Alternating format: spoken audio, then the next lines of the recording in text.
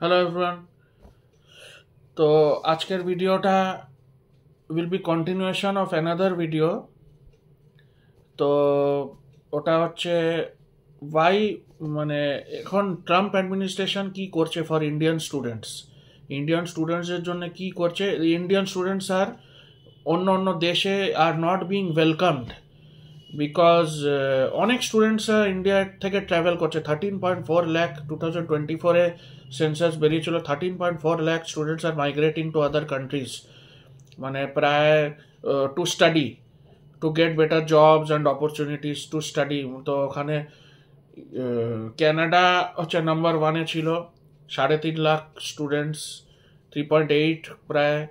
আর USA second, 3.5 lakh students. আর তারপরে সব UK 1.8 lakh, তারপরে অস্ট্রেলিয়া 1.2 লাখ, আর তারপরে জার্মানি ছিল কিছু 50,000 না কত।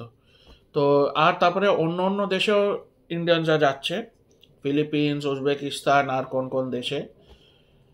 তো চায়নাতেও যাচ্ছে। চায়নাতেও আমিও যখন পড়তাম তখনও একটা ছেলে গেছিল মেডিকেল পড়তে। সে যাই হোক, তো অনেকজন অনেক এ, অনেক অনেকজন যাচ্ছে বাইরে পড়তে for getting better opportunities and jobs. আগে তো আগে তো দেবের ওয়েলকামিং, কিন্তু ইন্ডিয়ার ইমেজ এখন খুবই খারাপ হয়ে গেছে। ইন্ডিয়াতে রেসিজম, বাইরেও রেসিজম অনেক হয়ে গেছে। ইন্ডিয়ানসরা not looked as war before. এখন জব ফ্রেন্ডলি মার্কেট না। তো ভিডিওটা, তো তারপরে এখন ইন্ডিয়াতে কিন্তু আহ, ওই ইন্ডিয়ান এডুকেশন সিস্টেমটাও ব্রোকেন। ইন্ডিয়ান এডুকেশন সিস্টেমটা সিলেবাসটা পুরনো পুরনো সিলেবাসে পড়াশোনা করানো হয়। তো ওখানেও অর্ধেক লোক কিছু শিখতেই পারে না। For better growth and all people go outside two study. তো এখানে তো গ্রোথটা হবে না। এখানে তো মানে সিলেবাসটাই পুরনো পুরনো সিলেবাস পড়ানো হচ্ছে। আর দ্য যেমনি পড়ায়, দ্য টিচার্স যেমনি পড়ায় সেটাও পুরনো হয়ে গেছে। The teachings of the professors and all, ওগুলো পুরনো হয়ে গেছে। ওল্ড স্ট্যান্ডার্ডে, ওল্ড স্ট্রাকচারে ওরা পড়ায়। ইভেন এক্সামসও ওল্ড স্ট্যান্ডার্ডে নেওয়া হয়। তো আর ইনফ্রাস্ট্রাকচারও খুবই বাজে। The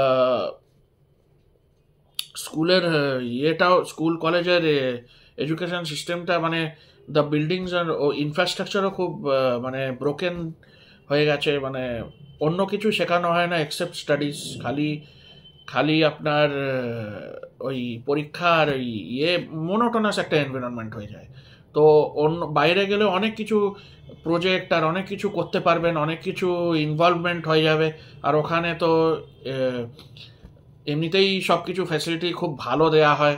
plus the food is good, the air is good, the everything is good, the environment is also good, blue sky সব কিছু থাকবে।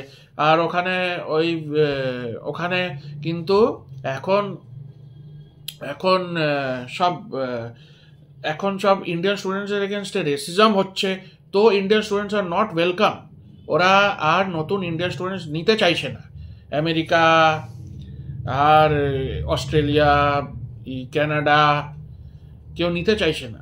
তো আপনার অন্য অন্য দেশও কেউ নিতে চাইছে না। খালি নিউজিল্যান্ডে বলছে কিছু নিতে চাইছে।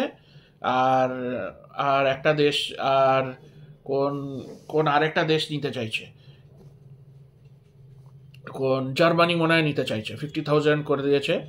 90,000 কি একটা work work skilled work Indian labourers চাইছে। তো ওখানে 90,000 করে দিয়েছে, কিন্তু আর 50,000 জবস ওখানে সিকিওর করে দিয়েছে। কিন্তু এমনিতে খুবই বাজে মার্কেট ইন্ডিয়ানসদের জন্যে। ইন্ডিয়ানসরা কিন্তু যদি এই যে সফটওয়্যার ডেভেলপমেন্ট আর এসব জানে, তো ইন্ডিয়াতেই কাজ করলে অনেক নাকি ওদের ভবিষ্যৎটা খুব ভালো হবে। কিন্তু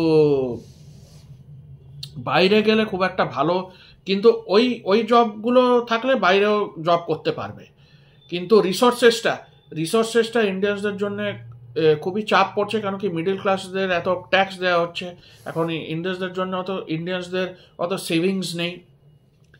তো ওখানে গিয়ে ক্যানাডা আর ইউএসএতে ওখানে গিয়ে ওরা চিপ হাউজিং কিনে ফেলছে ইন্ডিয়ানসরা।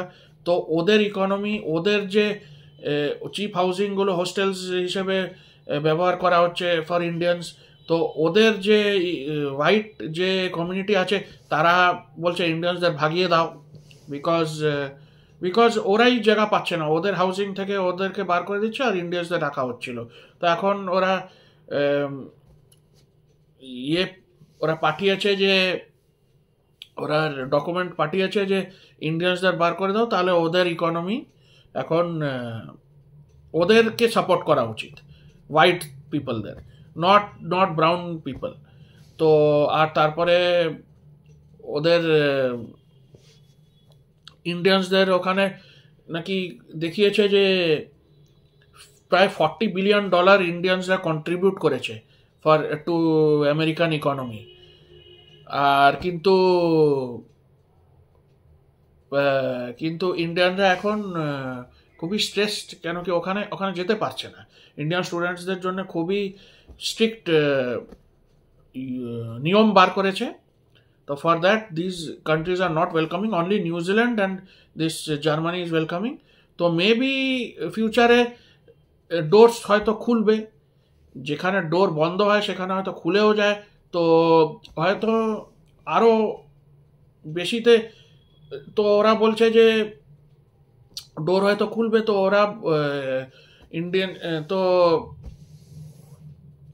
তো ওখানে বলছে যে ডোর ওখানে বলছে জবস হয়তো আরও ওখানে ক্রিয়েট হবে। তো তাই জন্যে ইন্ডিয়ানসদের আরও ওয়েলকাম করবে, সেটা হয়তো পরে হতে পারে, এখন তো না। এখন ইন্ডিয়ানসদের ওরা ওয়েলকামই করছে না। তো পরে যখন জবস যদি বাড়ে, তো ওখানে বলছে যে হবে এডুকেশন ক্রাইসিস হবে দ্য